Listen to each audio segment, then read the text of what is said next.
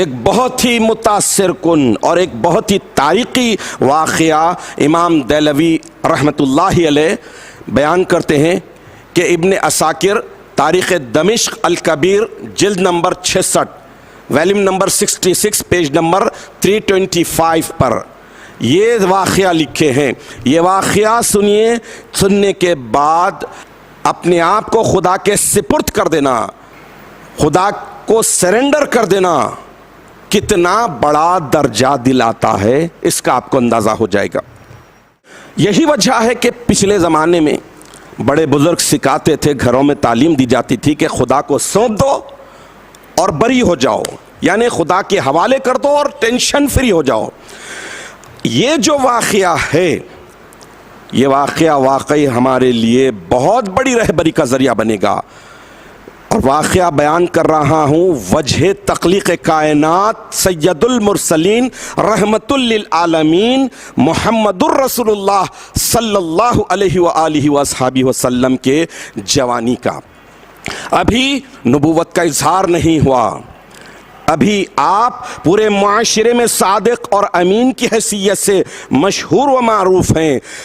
مکے کے بڑے سے بڑے انسان کے پاس آپ انتہائی قابل احترام ہیں، اور یہ واقعہ ہے حضور اکرم نبی مکرم صلی اللہ تعالی علیہ وسلم کے چچا محترم حضرت ابو طالب کا۔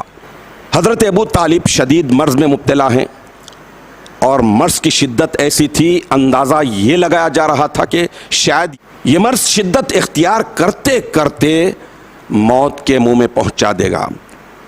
اس وقت کا واقعہ ہے، حضرت ابو طالب شدید بیمار ہیں، اور حضور اکرم نبی مکرم صلی اللہ تعالی علیہ وسلم اپنے محسن حضرت ابو طالب کی عیادت کے لیے تشریف لے جاتے ہیں، بیٹھتے ہیں، پوچھتے ہیں چچا سے، خیر خیریت کرتے ہیں۔ تو اس وقت حضرت ابو طالب کہتے ہیں کہ اے میرے پیارے بھتیجے، آپ اپنے رب سے دعا فرمائیے کہ میں بیماری سے شفا یاب ہو جاؤں، صحت پالوں۔ تو حضور اکرم نبی مکرم صلی اللہ تعالی علیہ وسلم اپنے پیارے چچا حضرت ابو طالب کی شفا یابی کے لیے اللہ رب العالمین کی جناب اقدس میں دعا کرتے ہیں، اور اسی وقت اللہ رب العالمین حضور اکرم صلی اللہ تعالی علیہ وسلم کی دعا سے حضرت ابو طالب کو شفا کاملہ عطا کر دیتا ہے۔ آنن فانن آپ صحت یاب ہو جاتے ہیں، یعنی یوں سمجھ لیجئے کہ حبیب کے زبان اقدس سے ریکویسٹ سینٹ ہوئی اور ادھر ایکسپٹ ہو گئی۔ کیوں نہ ہوگی؟ کیونکہ وجہ تخلیق کائنات ہیں۔ یہاں تک تو سب کچھ ٹھیک تھا، اب اصل بات سنیے۔ 1.5-2 مہینے کے لاک ڈاؤن سے سارے لوگ پریشان ہیں، قیامت کے منظروں کو بھولے ہوئے ہیں، وہاں سے تو کوئی فرار نہیں، وہاں کوئی لمیٹیشن نہیں، یہ تو مصیبت کبھی نہ کبھی ختم ہوگی۔ رات چاہے کتنی تاریک ہو، کتنی بڑی ہو، کبھی نہ کبھی تو صبح نمودار ہونے والی ہے، لیکن قیامت کے بعد تو پھر کبھی کوئی صبح آنے والی نہیں۔ وہاں کا لمیٹیشن کبھی ختم ہونے والا نہیں، وہاں کا زمانہ کبھی ختم ہونے والا نہیں۔ اس منظر کو ذہن میں رکھیے، اور اب اصل بات جو آپ کو میں سنانے کی سعادت حاصل کر رہا ہوں، اسے کان کے ساتھ ساتھ دل کے کان بھی کھول کر سنیے، دل کی گہرائیوں سے سنیے کہ حضور اکرم نبی مکرم صلی اللہ تعالی علیہ وسلم کی دعا پر حضرت ابو طالب فوری شفا یاب ہو جاتے ہیں، صحت پالی۔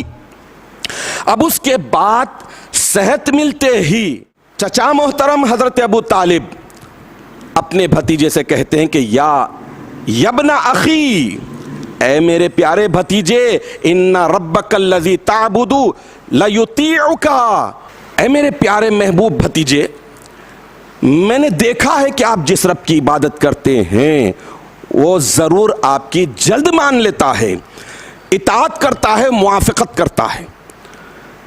اس حدیث شریف میں عربی میں لفظ آیا ہے کہ لا یطیعک، وہ آپ کی اطاعت کر لیتا ہے۔ کون کہہ رہے ہیں؟